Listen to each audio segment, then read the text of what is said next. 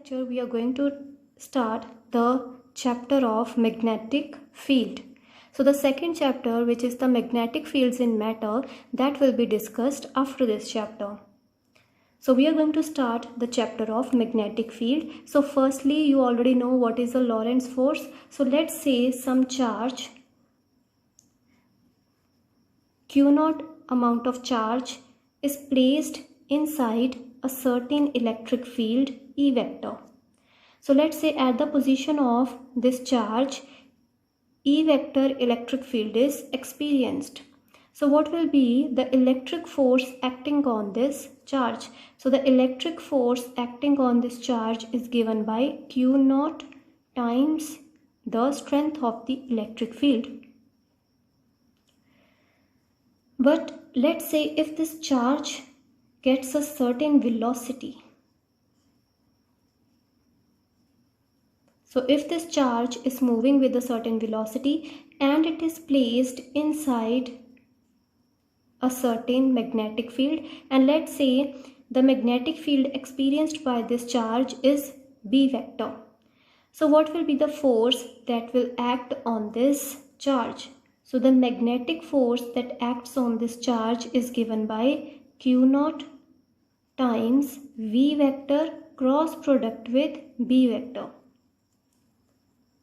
So this is the expression of electric force acting on a charge which is kept in the electric field, and this is the expression of a moving charge which is placed in the magnetic field. So this is the expression of the magnetic force.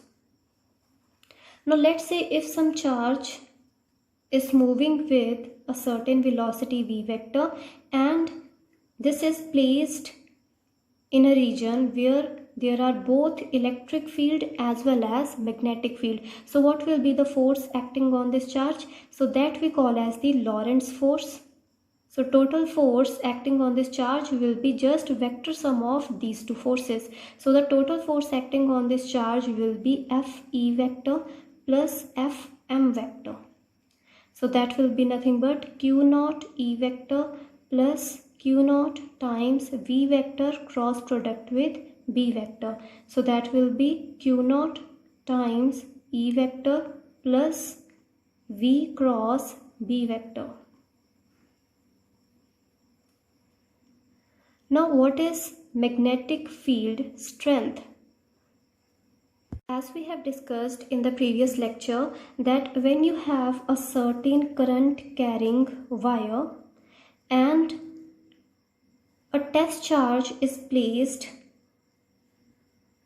near to this wire which is moving with a certain velocity V. So we have seen that no electric force acts on this test charge, but there is another force which we call as the magnetic force.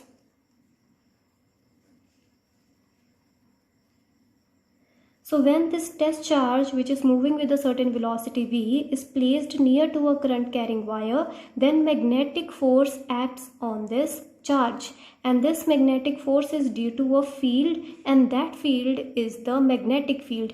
Means a certain field is experienced by this test charge. So electric field experienced is 0, but there is some other field which is experienced by this test charge due to which force is acting on this test charge, and that field is called as magnetic field.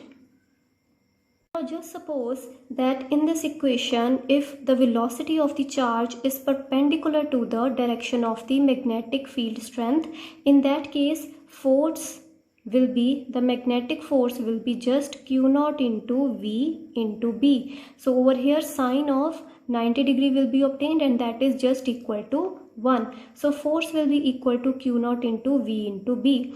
Now we can take the magnitude of the magnetic field strength on one side. So you will get magnetic field from this equation. You will get magnetic field strength is equal to magnetic force over Q0 into V. So from here you can find out the units of the magnetic field strength. So force, as we know, it has SI units, Newton. Then charge has SI unit, coulombs, and V, which is the velocity, it has SI units, meters per second, and this unit together is called as Tesla. So the unit of magnetic field strength is Tesla, and this is represented by capital T. You can also see from here that we have coulombs per second, we have charge per time, and charge per time is nothing but current. So coulombs per second will be nothing but amperes, which is the SI unit of current. So we will have Newton divided by amperes meter. So Tesla is nothing but Newton per ampere per meters. How do you define 1 Tesla? So in this formula, for 1 Tesla, you will put force equals to 1 newtons, charge equals to 1 coulombs, and velocity is 1 meters per second, and this ratio will give you magnetic field strength of 1 Tesla. So magnetic field strength at a point is 1 Tesla if charge of 1 coulomb, moving with velocity of 1 meter per second perpendicular to the magnetic field at that point. So this formula which we have derived, in this case we have supposed that V is perpendicular to magnetic field. So if a charge of 1 coulomb moving with velocity 1 meter per second perpendicular to the magnetic field at that point experiences a force of 1 Newton. So if this 1 coulomb charge moving with velocity 1 meter per second perpendicular to the magnetic field direction experiences a force of 1 Newton, means magnetic induction at that point or magnetic field strength at that point is 1 Tesla. So this is how you define 1 Tesla. We are going to find the expression of magnetic force acting on a current element. So we have some piece of wire in which current is flowing. So we want to find what is the magnetic force acting on this piece of wire. So we have already seen the force acting on a charge which is moving with velocity v, which is kept in magnetic field vector B, is given by Q naught into V cross B. So this is the force acting on one charge which is moving with velocity v kept under the influence of vector B magnetic field. But now we want to find magnetic force acting on a current element. So we have taken one piece of this wire. So let's say we have taken dl amount of length, and we want to find what is the force acting on this current element due to the magnetic field. Because if you have these charges inside this wire, these charges are flowing in a particular direction, means there is some current present. So due to the flow of these charges, current will be present in this wire, and due to the motion of these charges, as the charges are moving and they are kept in the magnetic field B vector, so there will be some force acting on these charges. But we want to find what is the force acting on this current element. So let's say N is the number of charge carriers per unit volume present in this wire. So N is the number of charge carriers present in this wire per unit volume. And let's suppose that this current element has dV amount of volume. So there will be some volume contained in this element. So let's say dV is the amount of volume of this current element, and dl is the length of this element, and the area of cross section, this circular area, let's say this is small a. So what will be total number of charge carriers which are present in this current element? So N are the number of charge carriers which are present in unit volume of this wire. So what will be the number of charge carriers present in this current element? So that will be nothing but N into the volume, which is dV. So these are the number of charge carriers which are present in this dV amount of volume. So we have a current carrying wire I. So I is the current which is flowing in this wire. placed in magnetic field B vector, and let's say that I flows along the plus x axis. So the current flows along the plus x axis. Now we want to find the force on the length element dl. So force acting on this length element on this piece of wire, what is the expression of force that we are going to find? So if you take one charge, so as charges are flowing in this piece of wire, so if you take one charge, let's say the amount of charge present on this charge is equal to Q. So Q is the amount of charge which is carried by the charge carriers.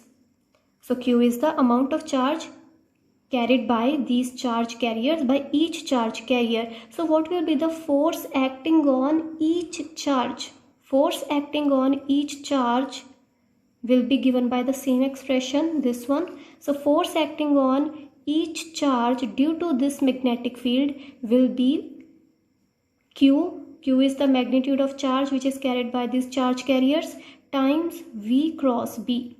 So V is the velocity, let's say V is the velocity of every charge. So V cross B times Q will give you the expression of force acting on each charge. Now we want to find the force acting on this current element. So the force acting on this current element, let's suppose, is represented by dF vector. So Fm vector is the force acting on each charge. And what is the force acting on this current element? Because there will be some charges which would be flowing through this current element, due to which some force will be acting on this current element, and we want to find the expression of that force. So let's say force acting on this current element is dF vector, and this will be nothing but similar to this expression. So we are supposing that all the charges are moving with velocity v vector. So all the charges which are flowing through this current carrying element, all these charges will be having velocity v vector. So what will be the force acting on all the charges which are present in this current element for time being? So there will be some amount of charges which are present in this current element.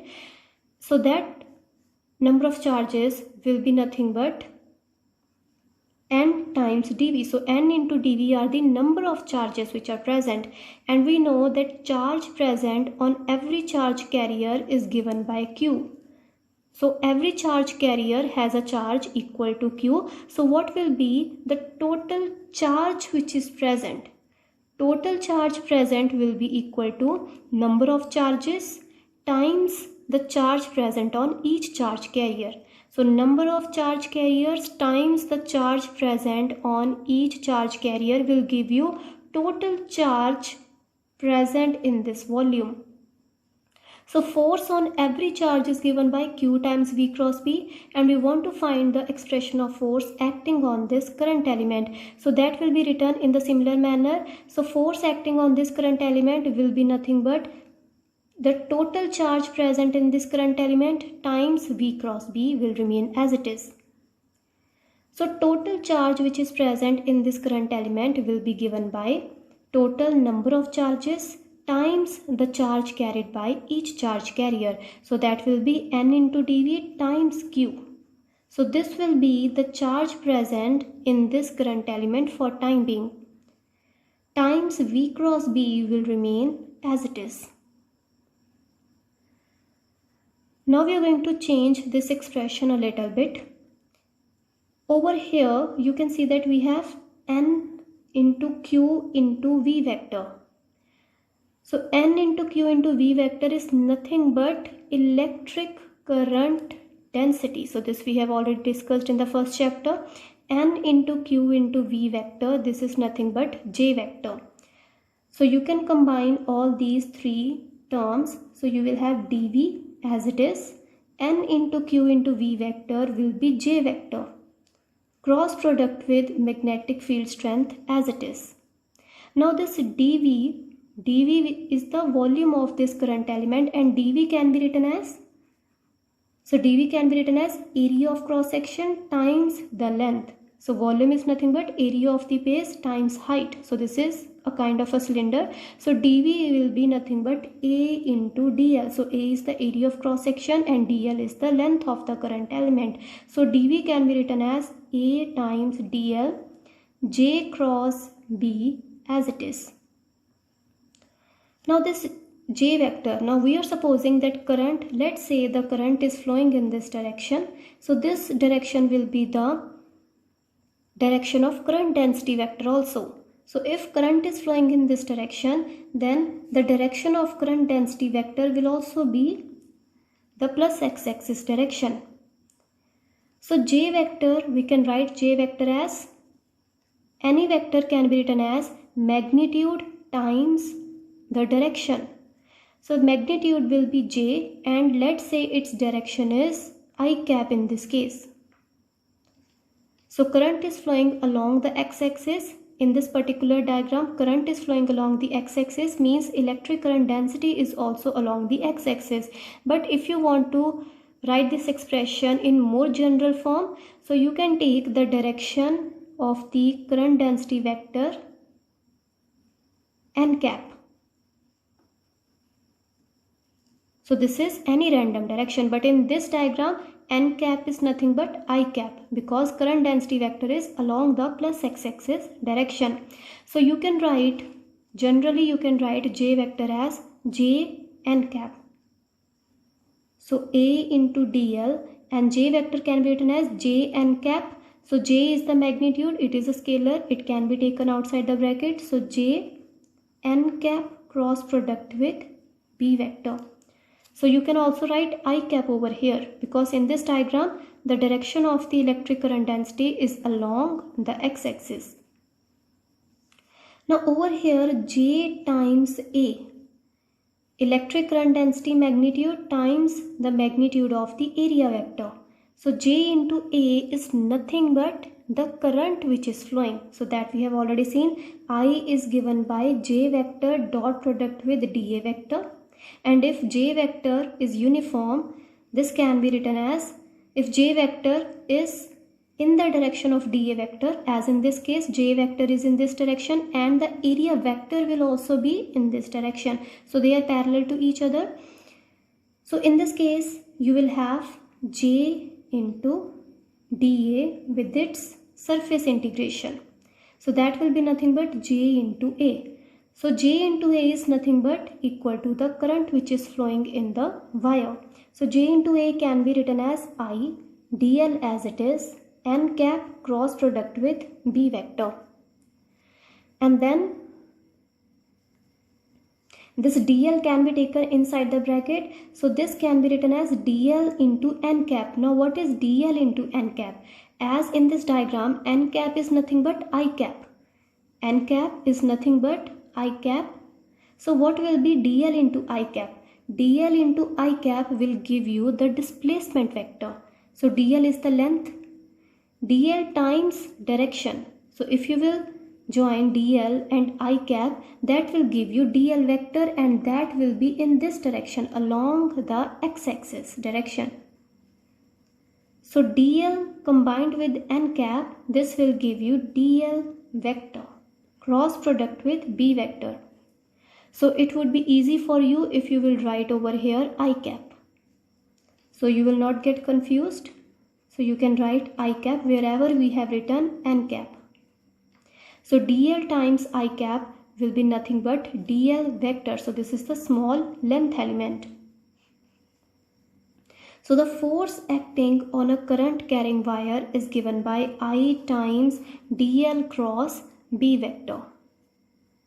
So this is the force acting on a current element which is carrying current and is placed in magnetic field strength B vector. Now what if the length of the conductor or this wire is L? So if the total length of the wire is L, what will be the total force acting on the wire? So total force acting on the whole wire will be I times, instead of dl vector you will have total length vector L vector cross product with B vector. So this can be written as I LB sine theta. and theta is the angle which is made by the wire with the magnetic field.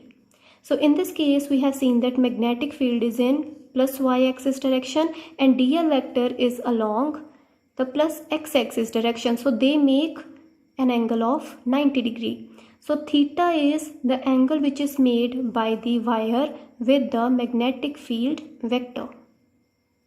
The next topic is Biot-Savart law, and this topic you have already studied in your high school. So if you have some current carrying wire, so let's say you have some current carrying wire and we want to find what is the expression of magnetic field due to a small current element at some observation point P. So there is some wire through which some current is flowing. Let's say I amount of current is flowing through this wire, and you take a section of this wire.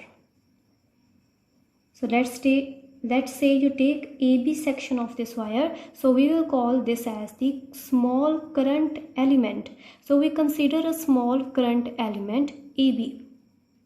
So through this element also I amount of current will be flowing, and let's say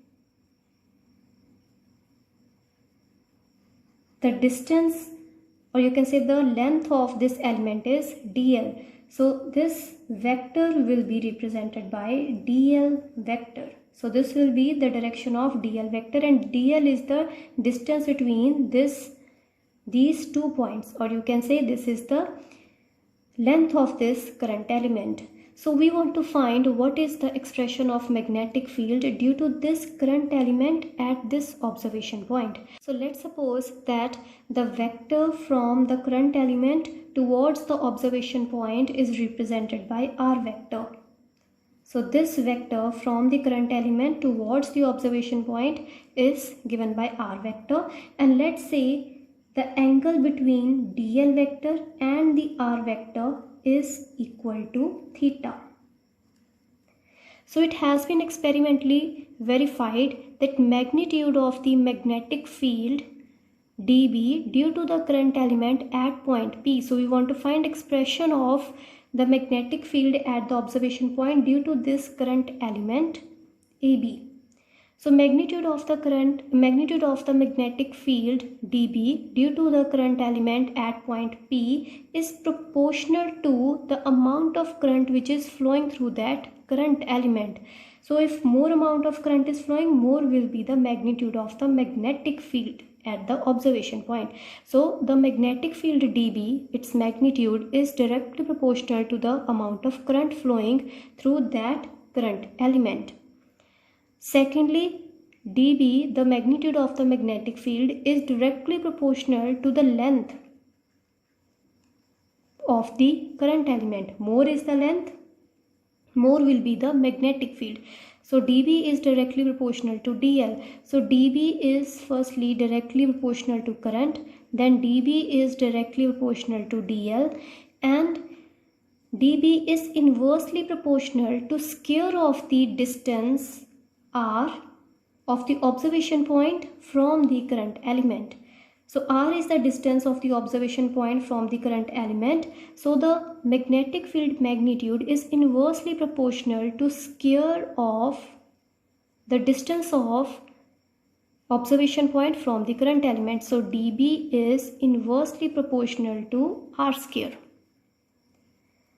Means as you will increase the distance of the observation point from the current element, the magnetic field magnitude will decrease. And at last, the magnitude of the magnetic field is directly proportional to sine of angle between current element and r vector. So you can say theta is the angle between dl vector and r vector. So dB is directly proportional to sine of this angle, means sine of theta. So if theta is the angle between dl vector and r vector, so dB is directly proportional to sine theta. So if you will combine all these four factors, you will get dB is directly proportional to I, it is directly proportional to dl, inversely proportional to r square, then directly proportional to sine of theta. And when you will remove this proportionality, you will write a proportionality constant k, IDL sine theta divided by r square, and the value of this k depends upon the nature of the medium which is present between the observation point and the current element. And in the case of vacuum, in SI units, this k is equal to, in SI units, and if you have vacuum, in that case k is equal to mu naught divided by 4 pi IDL sine theta divided by r square. So k is equal to mu naught divided by 4 pi if you take vacuum into account and if you take SI units. So mu naught by 4 pi in SI units is equal to 10 power minus 7 Webers per ampere per meters. So mu naught is the permeability of free space, or you can say permeability of vacuum. So mu naught divided by 4 pi is equal to this value, and mu naught can be written as 4 pi into 10 power minus 7 Webers per amperes per meters. So this is the final expression of magnitude of the magnetic field. Now over here we can do a little modification. As we know, theta is the angle between dl vector and r vector. So this expression can be written as db vector. So in vector form this can be written as db vector is equal to mu naught divided by 4 pi. Now current is a scalar quantity, it is not a vector quantity, so I will remain as it is, divide by r square as it is. Then over here you have dl sine theta. So dl sine theta can be written as dl vector cross product with r cap, where r cap is the unit vector of r vector. So r cap is the unit vector of r vector. So its magnitude is equal to 1. Magnitude of r cap is equal to 1. So r cap is in this direction. So this is the direction of r cap and this is dl vector. So what is dl vector cross product with r cap? Dl vector cross product with r cap will be nothing but dl vector magnitude, which will be nothing but dl times r cap magnitude, and that is nothing but 1. Then you have sine of angle between dl vector and r cap. So angle between dl vector and r cap is theta, so you will get sine theta. So dl vector cross product with r cap gives you dl sine theta. So you will just get the previous equation. So this is the vector form, and this equation is called as Biot-Savart law.